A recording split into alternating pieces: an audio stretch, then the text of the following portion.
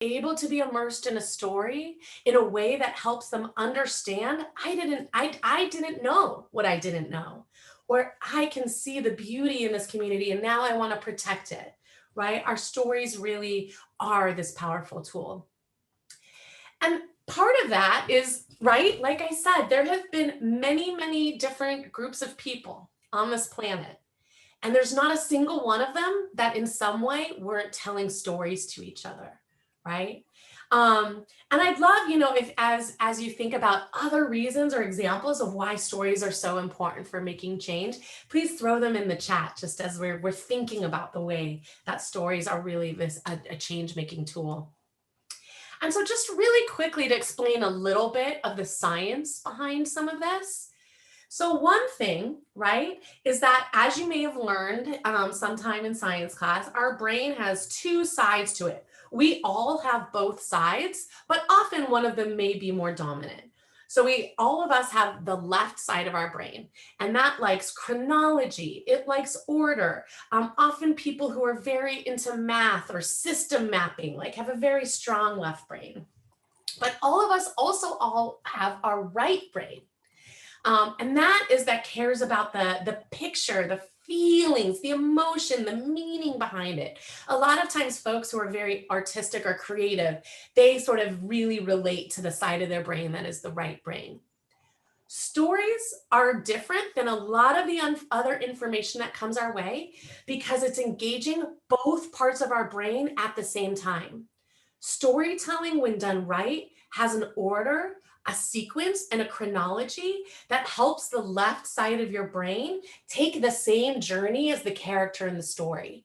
But also good storytelling evokes feelings and memories and smells, right? Like we didn't have to be in the room with Martin and his family to like imagine that pozole, right? Because our brain maps that story onto it. And so when both sides of someone's brain are at work, you're more likely to get their attention because half their brain isn't somewhere else.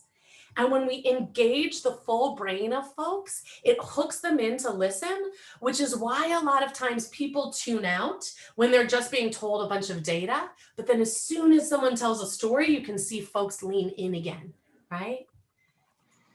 Another thing about what's happening in our brains, so all of us have this part of our brain called the amygdala. Sometimes people call it the reptilian brain, or you might think of it as the part of your brain that causes like the flight or fight response.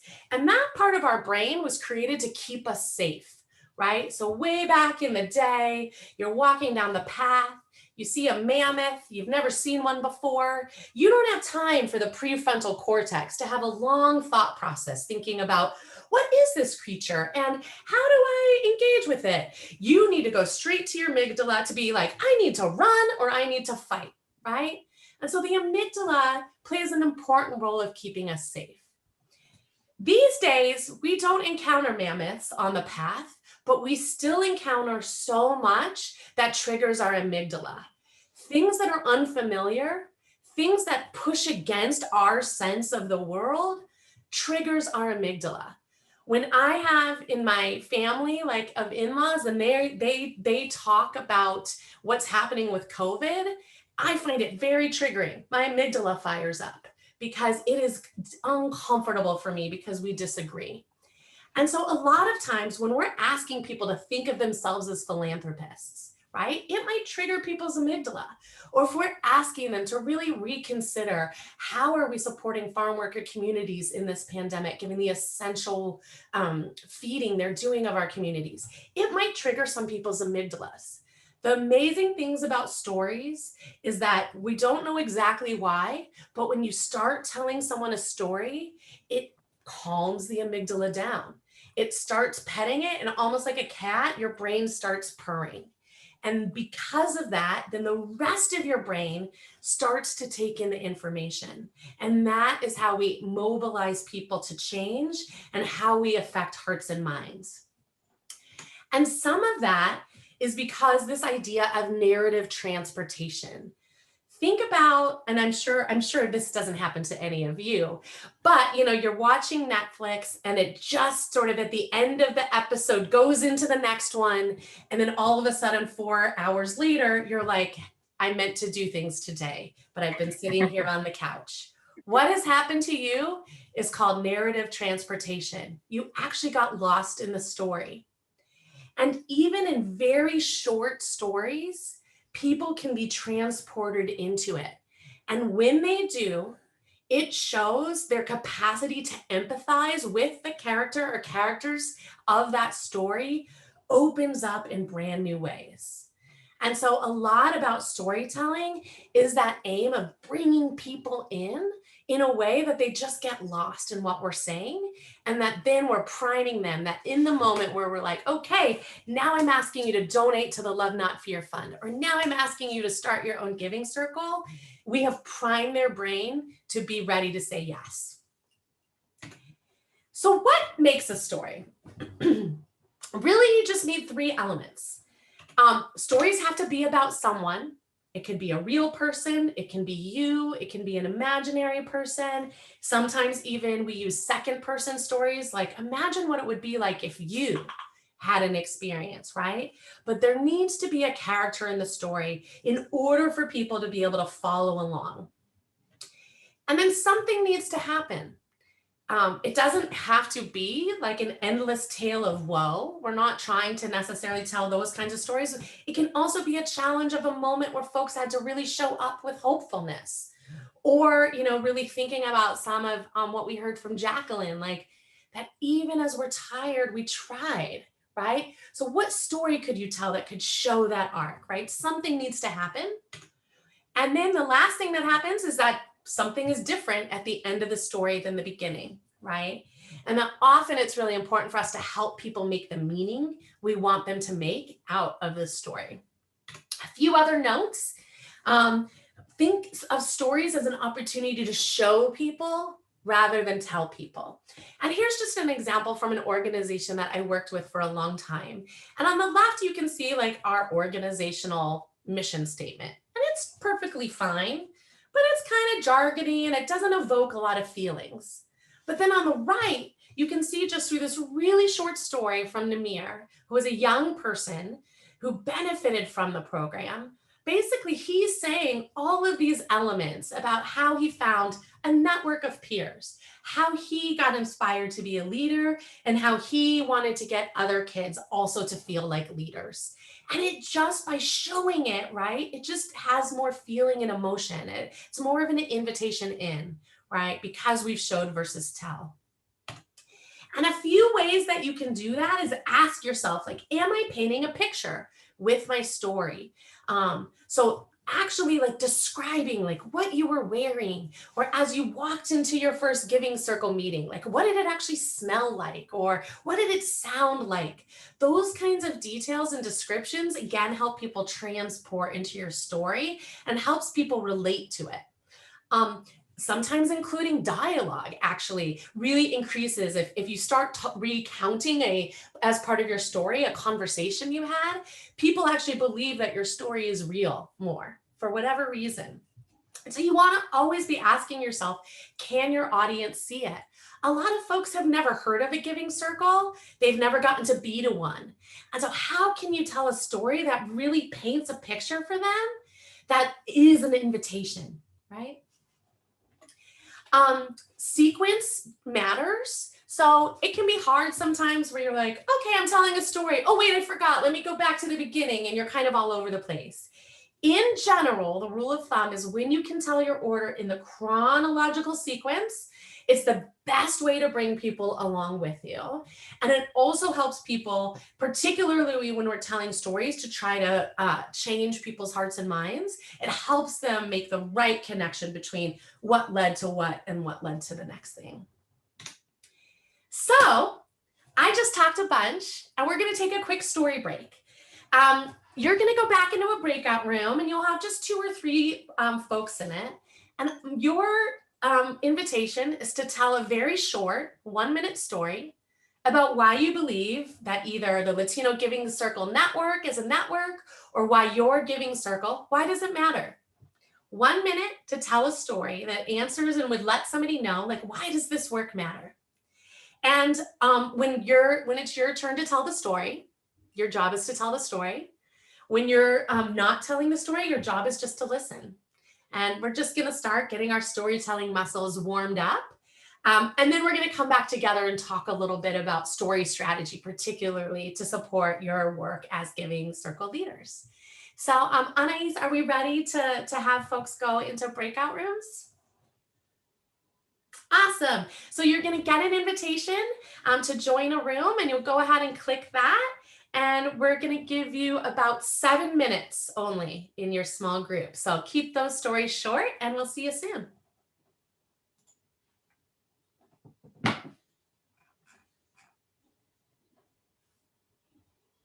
Welcome back. Welcome back. I know that was a really short amount of time, so I can imagine in a lot of your groups, you're still hungry for more. And so there will be more time to tell stories. And if you want to just share any kind of reflection about how do you feel after spending a time in this community telling a little stories, it would be great to just throw that in the chat. Either a particular storyteller that was really inspiring, or just like, how do you feel after a little bit of time of telling stories? And so now we're going to talk a little bit about, like, what are some of the ways to think about using stories strategically in your work as amazing leaders of this community. And so we could spend a whole day on the idea of storytelling strategy, but I'm going to try to do it in about 3 minutes. So it's always to, before you go straight to thinking, like, what story do I want to tell? There's just a little bit of a filter that I would invite you to think about. And that's to start with, what are you trying to do? Like, is this a moment where you're trying to bring new members in? Is this a moment where you're trying to get your neighbors really excited to get out there door knocking? Is this a moment where you're really calling folks into action to give, or maybe like double what they gave last year to give to the Giving Circle? So just always knowing exactly what is it you're trying to do in this moment will help you start to think about, well, what are the right stories to use in the moment? Because once you know what your goal is, then you ask yourself, well, who's my audience? And by that, I mean, who are the very specific people without you cannot achieve your goal. So if you're like, we want to recruit 10 new members to our Giving Circle, who are the actual types of people, geographically, or in terms of their profession, or in terms of their identity, or in terms of their age, or in terms of anything that you think would be the likely audience for your Giving Circle? And what is it you need them to do? And if you're sort of thinking like, well, this audience, I just want them to know, I would ask you to think about who actually has an action they can take that moves your goal forward. Because, like, sure, it's great for lots of people to know about it, but usually when we're trying to move a social change goal, we want to focus on the people who actually have a role to play. Because storytelling is a little bit of building a muscle where it's not only about the story I want to tell, but it's what story does my audience need? So if I want them to give in the most generous way that they can, or I want them to take the COVID vaccine, or I want them to wear a mask that covers their whole face, not just half of it, or whatever it is, what is the story that I need them to hear that will help them take the action I want them to take? And that, in a nutshell, is storytelling strategy. So thinking about some of the goals that you all might have, like maybe you need stories that show the why of why you joined a Giving Circle. Why do you stay? Why is a Giving Circle such a different way of being in community and such a different way of leveraging the wealth of our community to pay it forward? And it doesn't have to be long, right? But it's just like, why does this matter? Stories that really paint that picture. That also really tell them who you are. I know a lot of your Giving Circles are oriented around sort of shared community identity. And this was an amazing story we created with America to sort of tell the story of Giving Circles for LCS annual report a couple years ago, right? But that just really showed, like, people can't stand with us if they don't know who we are, which is part of the reason we need all the stories from all the people all the time. Also think about, so like I said, a lot of people don't know what a giving circle is and they've never come to an LCF event. And so how can you think about like, where's the opportunity to give them almost through your story, a virtual tour?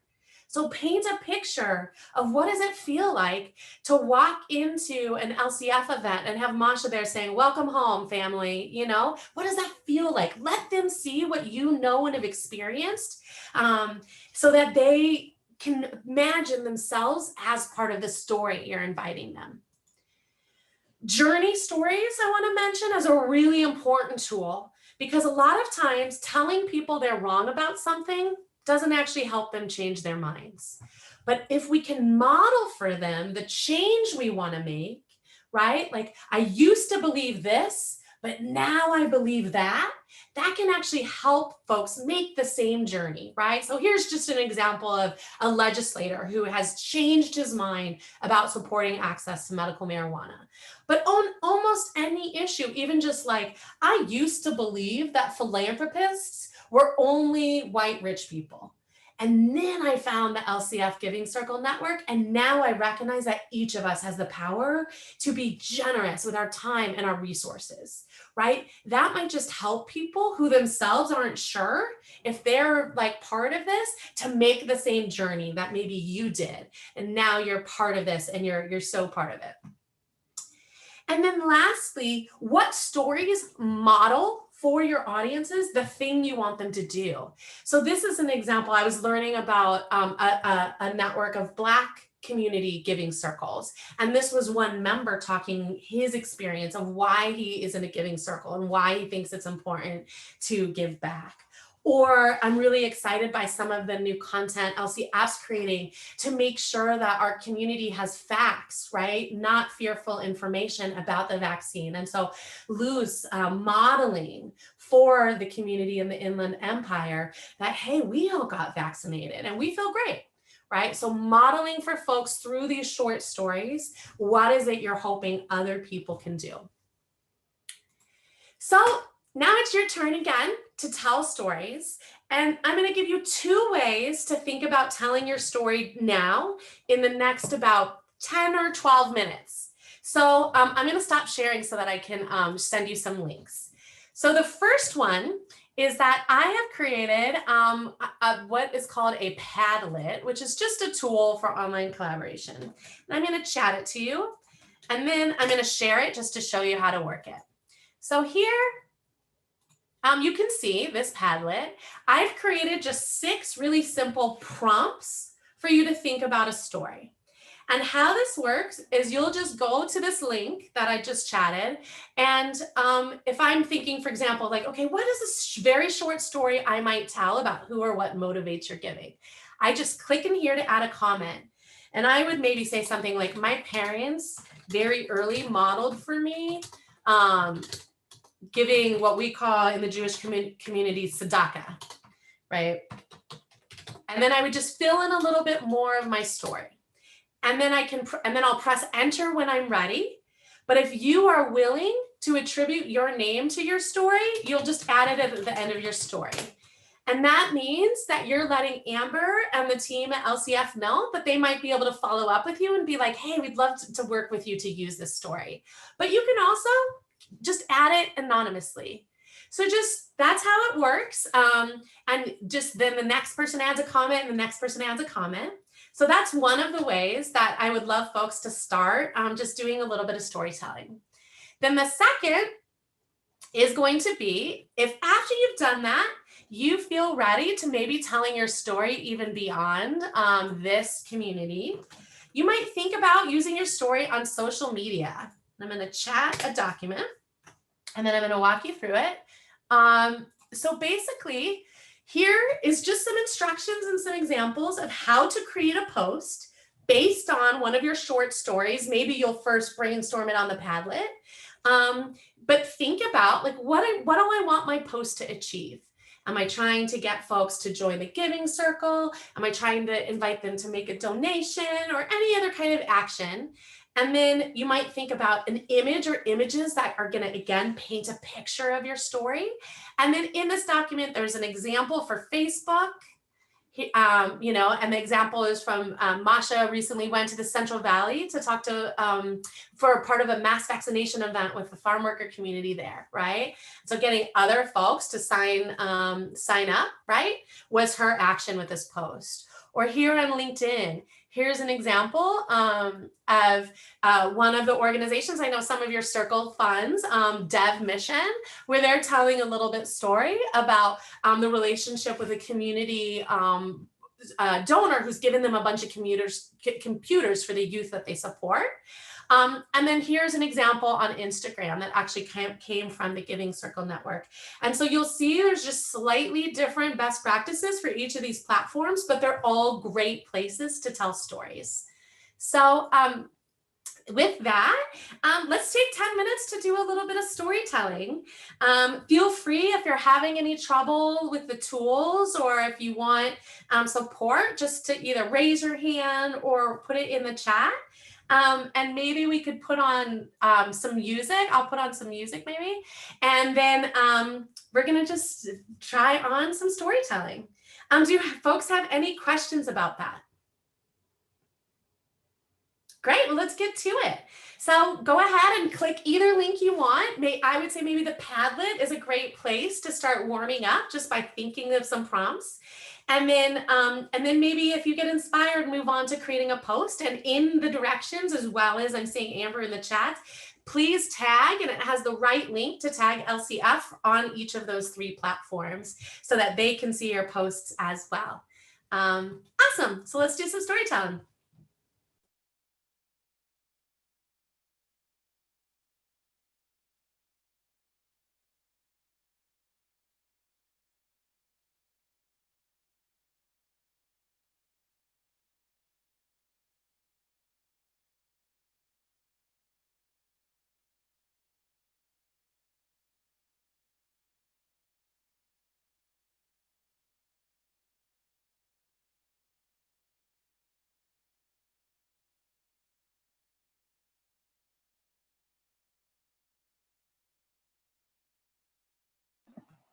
Meredith, you want me to share some music? Yeah, I can go ahead and do it. Yeah, that'd be great. I was trying to do it, but if it wasn't coming through, I did it wrong. So please do it. Yeah, no worries. Danielle, I saw your nod as well. So I'll go ahead and put that right now.